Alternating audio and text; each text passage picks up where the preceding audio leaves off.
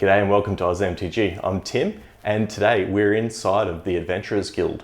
We've been selling product online for a little bit and we've been able to finally get a brick and mortar store so we can help you guys out and do some little cool things around here. We'll run through the shop a bit later, but just so you know, we are opening on the same weekend as Eldraine comes out. So yeah, pop on down, come see us, and let's go have a look around the shop and see what we can do.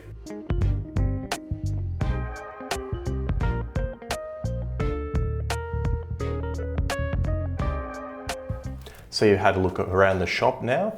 This is one of the rooms that we're going to be hiring out for Dungeons and Dragons. If you want to play it, it's nicely themed. You can also play Magic in here or hire it out and do whatever you really want, board games or anything like that. So what I'm going to do is we're going to jump into the products that we're going to look at from Wilds of Eldraine. We're going to compare the collector booster, the sets, and the draft. I'm going to do a little bit different this time than what I've done before. Rather than break it down into what's in every single slot, I'm going to talk about the differences and what you're sort of searching for in each of these products and what's sort of the value from it as well, depending on what you're looking at. So I'm going to start off with the collector boosters. They've still got 15 cards in it. They have in this set dropped one of the rare mythic slots. So in the previous ones, Phyrexia All Will Be One, Dominaria United, they actually had a chance of hitting 6 rarer mythics, like you had one slot that could do anything in it. They've bumped that down to a traditional foil uncommon, so there's a little bit less value in that, but the packs themselves are a lot cheaper than some of the other previous products too. One nice thing that they've done in these collector boosters is the dedicated commander / jumpstart slot no longer is that. So you don't have to worry about opening these packs and getting commander cards. A lot of the time there wasn't a lot of value in that. So the slot is still kind of there, but they've modified it. They've allowed you to now get cards from the normal set in there as well. So it opens the pool up quite wider. So yeah, depending on how good the commander products are, sometimes this is a good thing. Looking at the commander products at the moment, I think it's probably a good thing for us as well, value-wise. And overall in this set, the Enchanting Tales slot that they've now created, which is sort of past cards done up in these nice new formats. There's some anime arts and stuff like that. That looks like where the chase is. So in the collector boosters, you can get them in a confetti foil version, which is quite nice. And from talking to everyone that seems to want to collect this set, our sort of gauge is that the anime versions of these cards is where the money is going to be at. So that's sort of my chase slot in this series. So yeah, in the collector booster itself, there's 2 slots that you can get them in, and overall a combined percentage chance per pack, you're looking at 22.3% chance in these to hit one of those anime arts. So that's pretty high, pretty good. So every collector booster, yeah, 1 in sort of 4-ish, you're probably going to hit one of these anime arts. Really nice to see. So then we'll jump onto the set. So the set booster packs, they're basically the same as the last ones. There was sort of like a random slot for the nice new treatments that they're doing. So the Enchanting Tales in this one, that's the slot in this.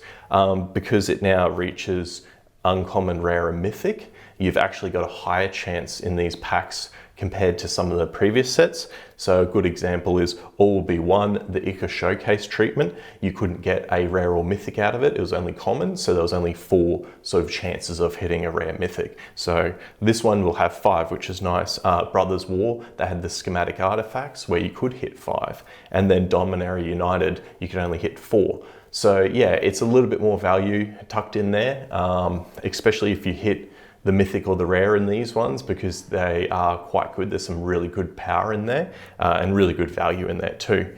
But overall per pack, we're only looking as well for a 2.8% chance to hit one of these anime art treatments in it. So set versus collectors, you've got a lot less chance, but looking at the price, roughly versus a collectors per pack, you can usually get about 4 to 4.5, depending on what retailer is selling them. So yeah, it does bump up the chance a bit more, but still collectors definitely have a higher chance of hitting the anime art if that's what you're chasing.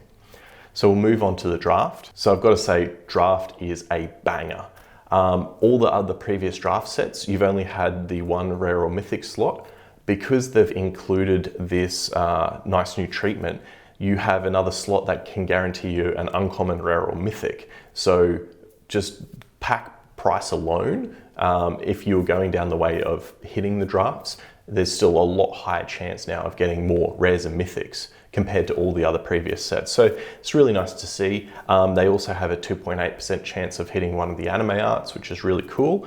And they're roughly about 6 draft per collectors. So it's a lot cheaper. The percentage still doesn't bring it up above it. It still only brings it to 16.8% chance. So yeah, all in all, it's not bad, but it's really nice to see that they've added a little bit more into the draft. And beforehand, they were the cheapest way to go with packs as well.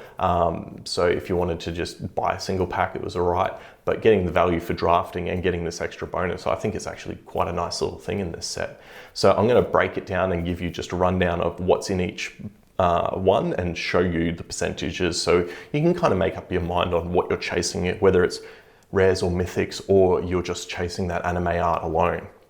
So if you're shooting for anime art, collector boosters are definitely where you want to shoot for. So for price wise, I've just put them all together, and basically collectors boosters, you're going to get 22.3% chance to hit one of these anime arts, with 2.8% of that chance of it to be a confetti art, which is definitely where the value is going to be. That treatment in the right one is just going to bump the price really, really high.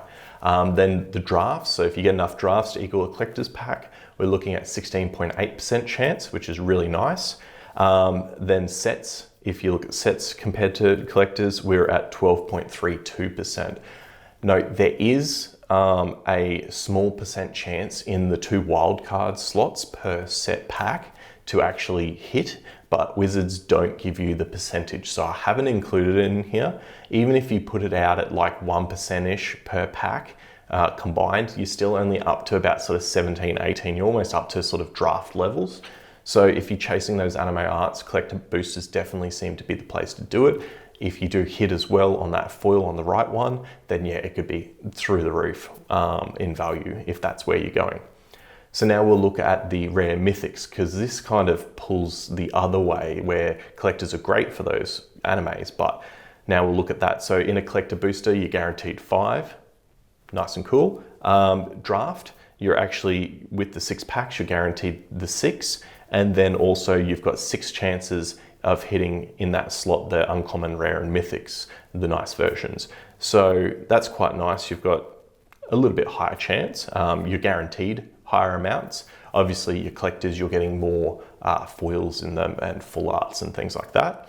And then we go to sets. So sets, you're guaranteed 5 if you're getting roughly 5 packs to what a collector boosters is. You have 5 chances then of the hitting the uncommon, rare, mythics in that enchanted one and getting the anime art. You also then have 10 wild card slots that you can hit, and they range from common all the way up to mythic. And then you've also got the 5 traditional foils with the common up to mythic. Plus then on top of that, you've got the list. So if you're definitely chasing rare and mythics, set seems to be the way to go. There's a lot more chances to hit. I mean, per pack, you've got 5 chances, I'm pretty sure, to hit a mythic or a rare out of it, which is pretty amazing. So yeah, all in all, it does show you that there is a fair bit of value in the collector boosters, especially if that's where I'm perceiving it's going to get the value from it. But if you do want a lot more of the bulk of the actual set, the mythic and rares, I feel set is definitely the way to go. There's a lot more slots to be able to hit it. And yeah, it's just good value. It's really nice to see though that even if you want to go guaranteed wise, draft is still above all of them, and having that bonus slot as well, it starts sort of competing with the set boosters. So yeah, really cool product. I like it all. The bundles are really nice. There's some Commander products that are coming out as well. But yeah, go down to your local LGS on release and check it out. We'll be open for it, so come on down then, and look out for our other videos that will be coming out. We'll do some unboxings and just see if we can prove it, see what's the best for us and what we open. And yeah, have a great day.